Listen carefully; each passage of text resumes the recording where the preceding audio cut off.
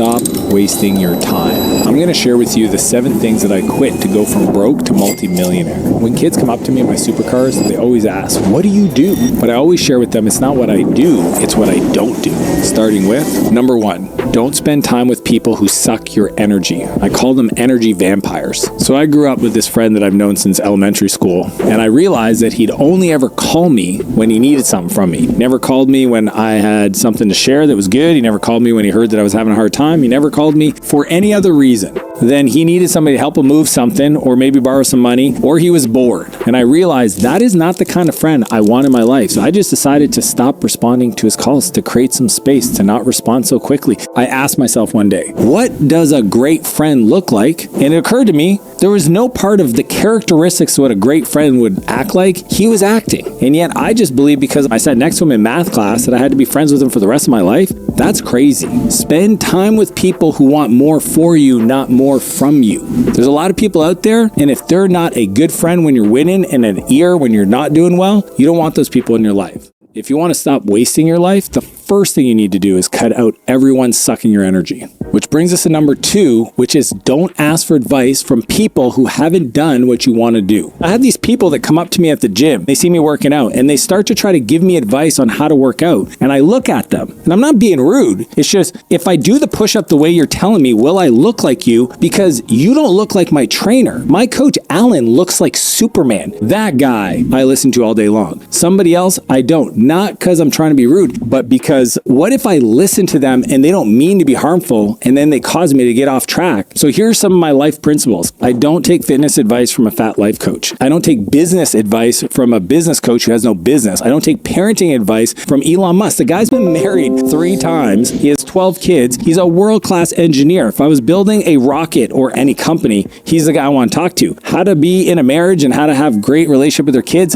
No, you got to choose. So this is where everybody makes the mistake because they don't know anybody else. So when they have big life decisions, they usually turn to their parents. The challenge with that is the strategy is flawed because if your parents haven't achieved the thing you want, then they're going to give you the advice that got them what they've got. And if it isn't where you want to end up, then you're just going to follow what they tell you to do to get to exactly where they're at. If you want to be an Olympic athlete, go get advice from somebody who's been to the Olympics, not the person that's a weekend warrior. Surround yourself with people who have what you want and don't be afraid to ask them questions. Success leaves clues if you know how to ask to figure out what the clues are. Same thing goes for your friends, your coworkers, your boss. If the person hasn't done the thing that you want to do, if you don't admire the area of the life that you want results in, don't internalize their advice. Which brings us to point 3, which is don't blame anyone or anything for your situation. When I was younger, I used to blame everyone for anything, any situation that happened in my life. It was somebody else's fault. I was late for work. Somebody cut me off in traffic. Didn't get the deal. It's because somebody didn't like me on the call. Nobody else was responsible for my situation. I was the person that became me. I was the one that had the call. I was the one that was driving my car. I was the one that couldn't prepare early enough to show up on time. So what I realized is that when I blamed other people, I lost the ability to control my situation. I can't control other people. I can control me. And if everything is my fault,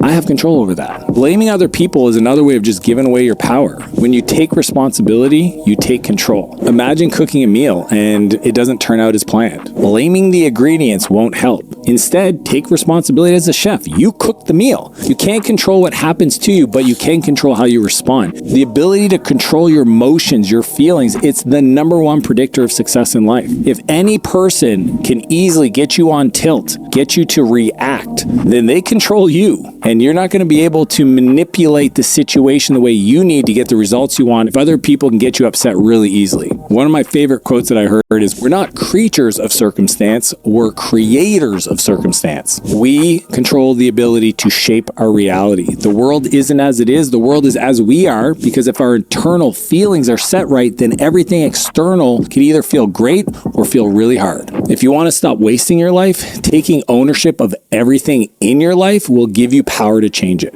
Which brings us to number 4, which is don't say yes to every opportunity that comes your way. When I started, I used to say yes to everything. I was so worried if I didn't, I would miss out on big opportunities because I didn't have a whole lot going in my life. But then what happened is I said yes to so many things that I couldn't actually get anything done. So everything I was committed to got done poorly, and then people started getting mad at me. And I realized that saying yes is easy. Saying no is hard. A person that never says no, I can't trust their yes because eventually they're going to let me down. You don't want to be that person. I have a buddy. He always says yes to me. And because he's always saying yes, I can't trust his yes because I'm assuming he's saying yes to everybody else, and eventually something's going to fall through the cracks. He can't possibly do it all. Steve Jobs always said, sometimes the most productive thing you can do is to say no. Think of your responsibilities like items in a backpack. If you keep adding more items without removing anything, it becomes too heavy to carry. You only want to say yes to things that align with your goal and your vision. Saying no to a very cool opportunity today is saying yes to your dreams and your goal. If you want to win the biggest way possible and you haven't had success yet,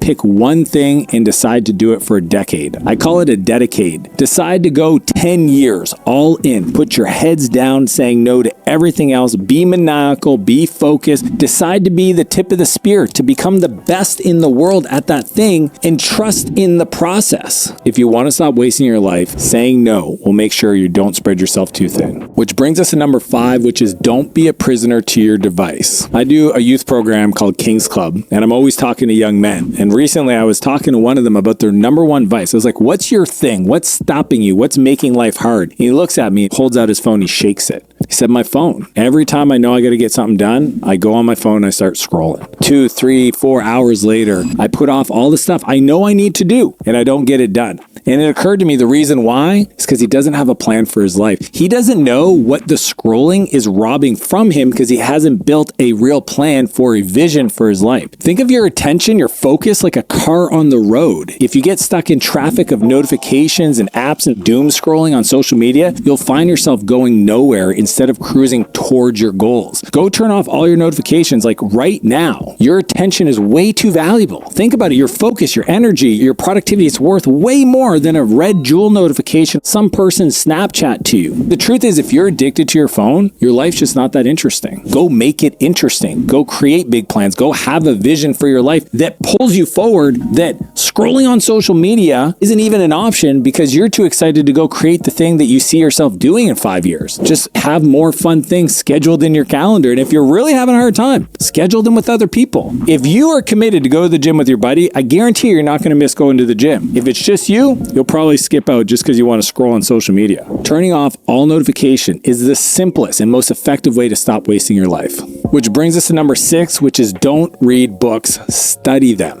When I started reading, I was so hungry to read books and to get them off my to-do list because people were giving me, you got to read this, you got to read this, you got to read this, that I would just speed read these books. I didn't write anything down. I didn't highlight anything. I didn't make comments or anything. I was just reading to have read. And then it occurred to me that the real value from a book is not the information, it's the application. It's actually executing the things that you're learning. So I started to develop this muscle, the JFDI muscle, just effing do it, which is as soon as I read something actionable in the book, I took action. Even better than that was start to teach other people around me what I was learning. Why? In reading, knowing I'm going to teach, I read completely different. Oftentimes, we already know what we should have done. We've read that book, but did you do the things in the book? So my recommendation is figure out where you're stuck in life and only read books that can help you unlock the next skill you have to acquire, the belief around the world, or implement a habit in your life that'll get you incredible results. I call it just in time, not just in case. Most people read or consume courses or hire a coach just so they can feel good about themselves because the easiest decision is to spend money. I call it shelf help. You're just consuming knowledge to put on a shelf to have a badge that you can tell people, I read that book, but are you doing what's in the book? If the answer is no, stop,